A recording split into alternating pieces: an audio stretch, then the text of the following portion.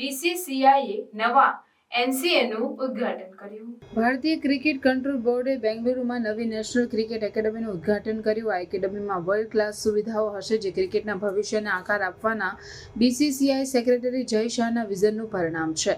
આ academy BCCI centre of excellence કહેવાશે. 40 એકરમાં ફેલાયેલી આ સુવિધા ભારતમાં ક્રિકેટ પ્રતિભાને ઉછેરવા અને રમત વિજ્ઞાનને આગળ વધારવા માટેનું કેન્દ્ર બનાવવા માટે બનાવવામાં આવે છે. સેન્ટર ઓફ એક્સેલન્સમાં કુલ 3 મેદાનો અને 86 પીઓ છે, જેમાં ઇન્ડોર અને આઉટડોર બંને વિસ્તારોનો સમાવેશ થાય છે, જે વ્યાપક તાલીમ સુવિધાઓ પ્રદાન કરવાની તેની ક્ષમતાને પ્રકાશિત કરે છે.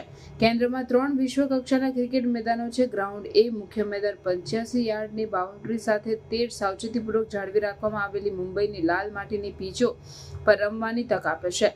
અદ્યતન ફ્લડ લાઇટિંગ અને અત્યાધુનિક પ્રસારણ સુવિધાઓથી સજ્જ, તે લાઇટ હેઠળ મેચનું આયોજન અને પ્રસારણ કરી શકે છે. ગ્રાઉન્ડ બી અને સી 75 યાર્ડ બાઉન્ડ્રી સાથે સમર્પિત પ્રેક્ટિસ મેદાન તરીકે સેવા આપે છે, જેમાં અનુક્રમે કાલાહાંડી ઓડિશાની 11 મંડ્યા માટીની પીચ અને 9 બ્લેક કોટન ક્લે પીચ છે.